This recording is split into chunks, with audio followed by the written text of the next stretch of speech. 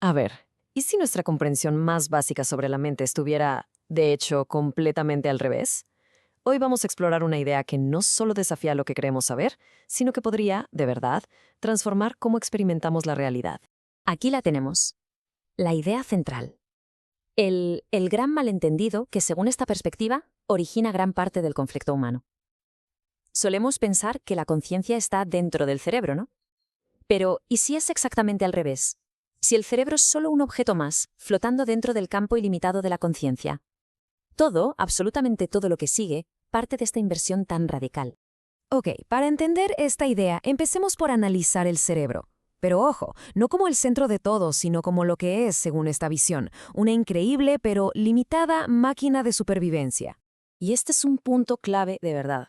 El cerebro vive en el tiempo, opera con lo que ya conoce, la memoria, las experiencias pasadas, todo nuestro condicionamiento. Su trabajo, básicamente, es proyectar ese pasado hacia el futuro, reorganizando constantemente lo viejo. Por su propia naturaleza, es incapaz de concebir algo genuinamente nuevo. Su dominio es la comparación, el cálculo, la anticipación, el hábito.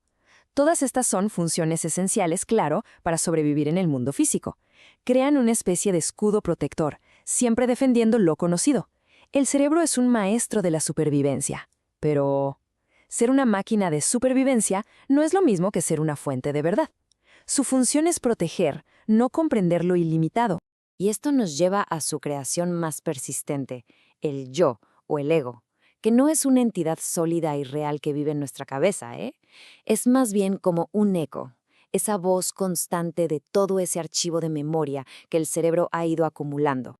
El cerebro toma fragmentos de experiencia, miedos antiguos, deseos proyectados, las heridas que nos definen, y los une. Con eso crea una narrativa, una historia coherente sobre quién soy. Este paquete de contenidos es lo que experimentamos como nuestra identidad, un centro que se siente aparentemente sólido. Y este es el remate crucial. El yo no es algo que se descubre, es algo que se fabrica continuamente. Y la ironía trágica es que el cerebro, su propio creador, termina viviendo esclavizado por su creación, defendiendo constantemente esta imagen que él mismo ha construido. Entonces, si el cerebro es la máquina limitada que opera en el tiempo, ¿qué es la conciencia? Aquí es donde la perspectiva da un giro de 180 grados. La conciencia no es un producto del cerebro, sino el espacio abierto e ilimitado en el que todo, incluido el propio cerebro, aparece. Esta tabla resume las diferencias fundamentales. A ver, el cerebro es limitado y orgánico, la conciencia ilimitada y no local. El cerebro opera en el tiempo, siempre anclado en el pasado o proyectándose al futuro. La conciencia simplemente existe fuera del tiempo, en el ahora.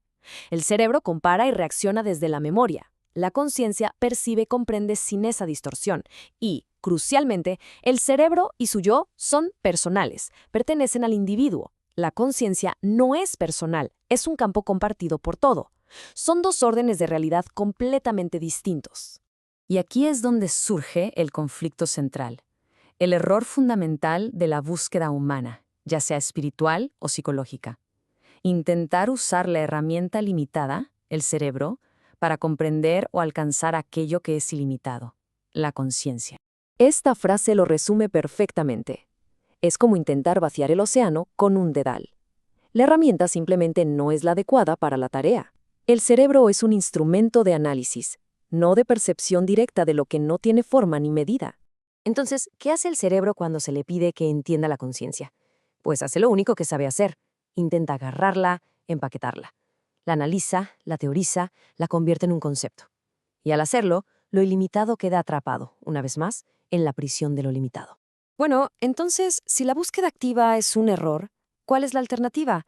No se trata de una nueva técnica o de un esfuerzo mental. La alternativa es un cambio de perspectiva, una especie de darse cuenta, una comprensión súbita que puede ocurrir en cualquier momento. Y estos no son pasos a seguir en orden, ¿eh? Son tres movimientos que surgen naturalmente cuando el ruido mental se calma. La indagación es cuestionar nuestras propias ilusiones, no buscar respuestas. La sensibilidad es la capacidad de percibir la realidad sin el filtro del pensamiento. Y la inteligencia, en este contexto, es la capacidad de ver la falsedad de una idea y simplemente dejarla caer, sin esfuerzo. La indagación de la que se habla aquí no busca respuestas intelectuales. El propósito de una pregunta como esta no es definir el yo, sin observar directamente su estructura, su movimiento, su falta de sustancia real, en el momento en que actúa. Y de nuevo, esta pregunta no busca una respuesta filosófica. Es una invitación a mirar, a sentir directamente la estructura del sufrimiento sin la historia que el cerebro le añade encima. Estas preguntas están diseñadas para desarmar ilusiones, no para construir más conocimiento. Para unificar todo lo que hemos explorado, usemos una última metáfora, quizás la más poderosa de todas. Pensemos en el cerebro como un vaso. Simple, claro, un recipiente. Y la conciencia es el océano infinito en el que este vaso flota. El océano no está dentro del vaso. El vaso está dentro del océano.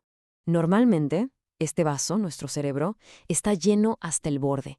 Lleno de miedo, de orgullo, de resentimiento, de la constante comparación y la necesidad de ser alguien.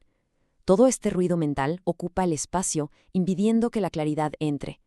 El vaso está lleno de sí mismo. Pero ¿qué pasa cuando este contenido se ve por lo que es y pierde su autoridad? No a través de la lucha, sino de la simple comprensión. El vaso se vacía, se vuelve transparente. Y en esta transparencia, el cerebro deja de ser el director de la obra para convertirse en un instrumento perfectamente afinado, a través del cual la inteligencia del océano, la conciencia, puede operar. Y con esta poderosa idea cerramos. Cuando el cerebro asume su lugar correcto, no como el centro, sino como un instrumento, el conflicto interno cesa. La vida deja de ser una interpretación constante y se convierte en presencia directa. Y esto nos deja con una pregunta. ¿Qué significa vivir desde esa presencia en lugar de desde la memoria? Quizás esa sea la verdadera inteligencia.